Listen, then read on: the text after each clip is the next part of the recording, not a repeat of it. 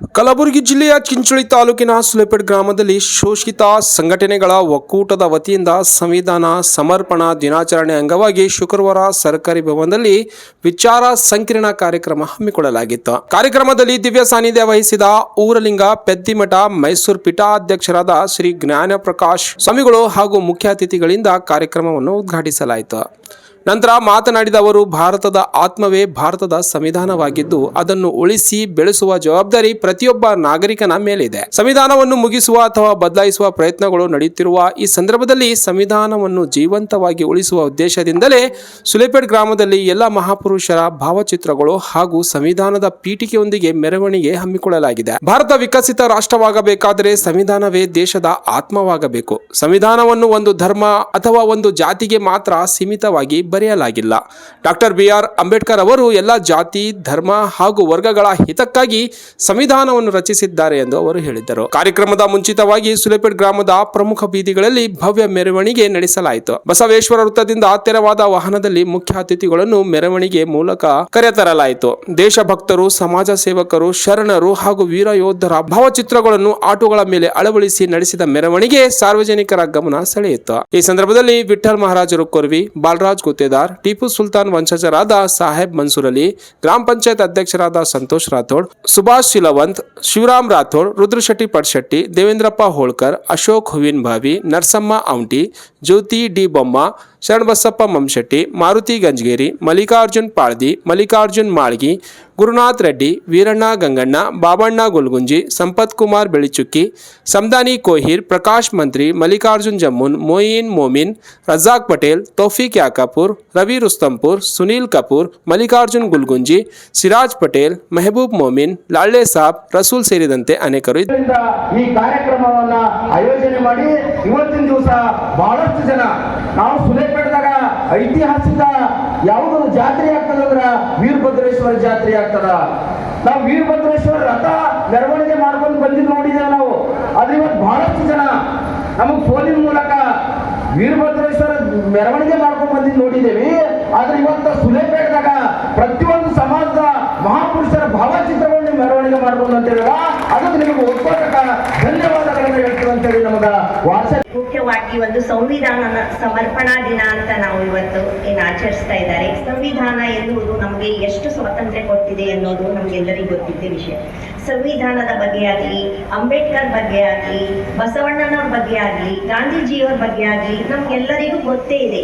ನಾವು ಮತ್ತೆ ಆ ವಿಷಯಗಳನ್ನೇ ಪುನರಾವರ್ತನೆ ಮಾಡುವುದು ನನಗೆ ಅನವಶ್ಯಕ ಅನಿಸ್ತದೆ. ನೆನಪಿನಲ್ಲಿ ಇಟ್ಕೊಳ್ಬೇಕಾಗಿದ್ದು ಬಹಳ ಮುಖ್ಯವಾಗಿದೆ.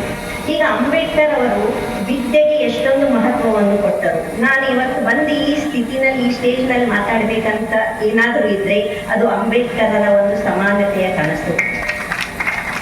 ಈಗ ಅಂಬೇಡ್ಕರ್ ಅವರು ವಿದ್ಯೆಗೆ ಇಷ್ಟೊಂದು ಪ್ರೋತ್ಸಾಹ ಕೊಟ್ಟರು. ಅವ್ರು ಹೇಳ್ತಿದ್ರು, ನೀವು ದೇವಸ್ಥಾನದ ಮುಂದೆ ಲೈನ್ ನಿಂದಿರಬೇಡ್ರಿ, ನಿಮಗೆ ಒಳಗೆ ಕರೀಲಾಗದಿದ್ರೆ ಪರವಾಗಿಲ್ಲ, ಅಲ್ಲಿ ಏನು ನಷ್ಟ ಆಗೋದಿಲ್ಲ. ದೇವಸ್ಥಾನದಿಂದ ಒಳಗೆ ಹೋಗುದಿದ್ರೆ ನಿಮ್ಗೇನು ನಷ್ಟ ಆಗೋದಿಲ್ಲ.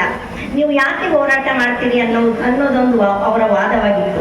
ನಿಮ್ದು ಲೈನ್ ಬೇಕಾದ್ರೆ ಗ್ರಂಥಾಲಯ ಮುಂದೆ ಹಚ್ಕೊಂಡು ನಿಂದಿರ್ರಿ, ನೀವು ಓದ್ರಿ, ಒಂದ್ ಸ್ವಲ್ಪ ಪುಸ್ತಕ ಓದ್ರೆ ನಿಮ್ಮ ವ್ಯಕ್ತಿತ್ವದ ವಿಕಸನ ಆಗ್ತದೆ. ಆದ್ರೆ ಅದರ ಹೊರತಾಗಿ ಈಗ ದೇವಸ್ಥಾನ ಮುಂದೆ ನಿಂತು ನಮ್ಗೆ ಒಳಗ್ ಬಿಡ್ತಾ ಇಲ್ಲ, ನಮ್ಮದ ಹಿಂಗ ಅಂತ ಹೇಳಿ ಅದರಲ್ಲಿ ಮಾಡೋದ್ರಿಂದ ಏನು ಪ್ರಯೋಜನ ಇಲ್ಲ ಅಂತ ಹೇಳ್ತಾ ಇದ್ರು.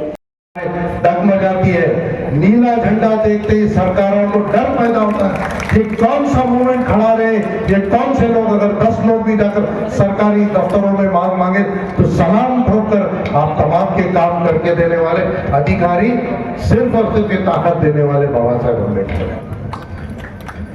हमें कॉन्स्टिट्यूशन को समझना है. मैं जिस समाज से आता हूँ, मुस्लिम समाज, हमारे अंदर कॉन्स्टिट्यूशन का अवेयरनेस नहीं है. मैं चाहता हूं हमारी कॉन्स्टिट्यूशन और प्रियम्बल जो है हर मदरसे में पढ़ाया जाए. हमारी कॉन्स्टिट्यूशन और प्रियम्बल जो है हमारी मस्जिदों के अंदर रूल्स एंड रेगुलेशंस, लॉज और बायलॉज को सिखाया जाए. हमें जानना है कि कॉन्स्टिट्यूशन और आज जो दिन बनाने के लिए हमें करेंगे इस कार्यक्रम को हैदराबाद कर्नाटक रीजन में हर जिले हर तालुक में ऐसा प्रोग्राम हर वीक होना चाहिए. ಮೌನವಾಗಿ ಸಂವಿಧಾನವನ್ನು ಮುಗಿಸಬೇಕು ಅಂತ ಹೇಳಿ ಈ ಭಾರತ ದೇಶದಲ್ಲಿ ಈಗಾಗಲೇ ಕರೆ ಕೊಟ್ಟಿದ್ದಾರೆ. ನಾವೆಲ್ಲರೂ ಸಂವಿಧಾನವನ್ನ ಬದಲಾಯಿಸ್ತೀವಿ ಅಂತ ಹೇಳ್ಬಾರ್ದ್ರಿ, ಸಂವಿಧಾನವನ್ನ ಮೌನವಾಗಿ ಮುಗಿಸ್ಬಿಡೋಣ.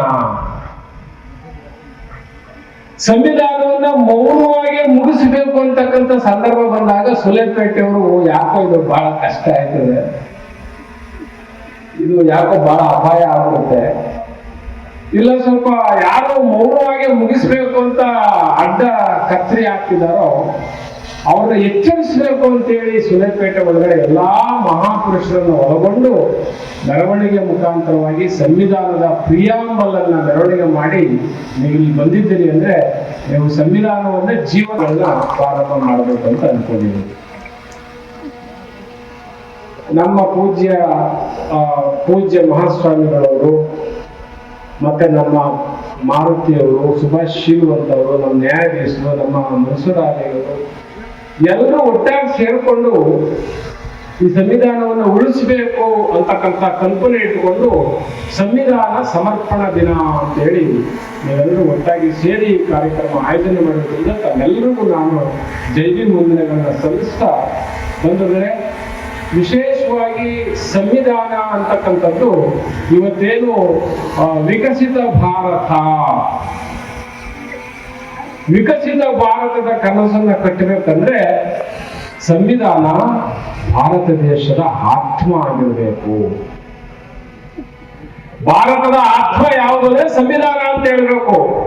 ವಿಕಸಿತ ಭಾರತವನ್ನು ಕಟ್ಟುವುದಾದರೆ ಅದು ಸಂವಿಧಾನದ ಆಶಯಗಳ ಮುಖಾಂತರನೇ ಕಟ್ಟಬೇಕು. ಇಲ್ಲಿ ಸಂವಿಧಾನದ ಆಶಯಗಳು ಜೀವಂತ ಇದೆಯಾ?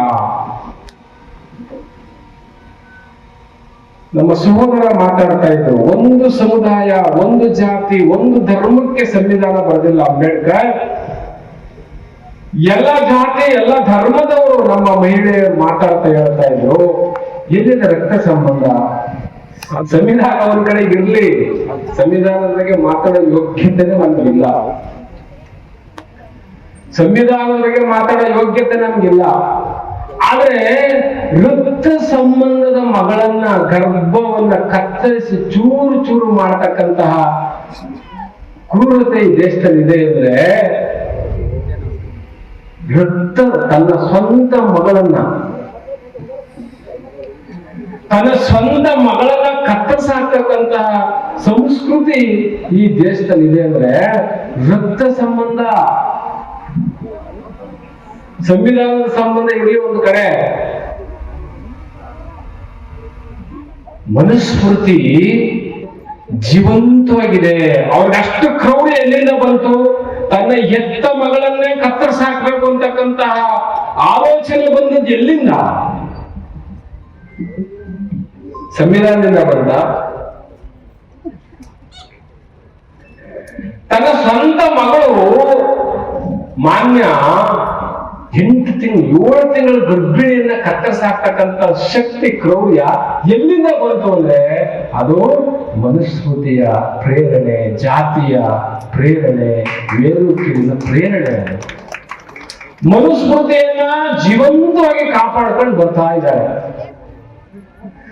ಮನುಸ್ಮೃತಿ ಗೆದ್ದಿದೆಯೇ ಹೊರತು ಸಂವಿಧಾನ ಗೆದ್ದಿಲ್ಲ. ಅಲ್ಲಿ